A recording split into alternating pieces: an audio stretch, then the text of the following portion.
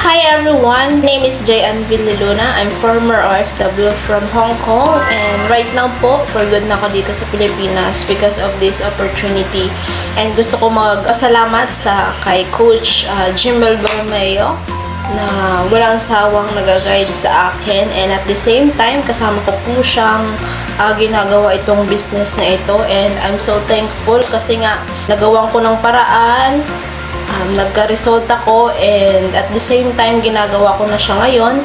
na yun yung goal din natin, na makatulong tayo sa maraming tao or maraming OFW na magkaroon din ng ganitong opportunity na pwede nilang gawing side hustle kahit na nagtatrabaho sila sa ibang bansa. And I'm sure makakatulong to sa inyo kung isa ka mga OFW, makakatulong itong business na opportunity na ito dahil meron kaming magandang system na pwede mo rin gawin na by the time na magkaroon ka na ng savings dito, kumita ka na ng malaki, kami na mismo ang magsasabing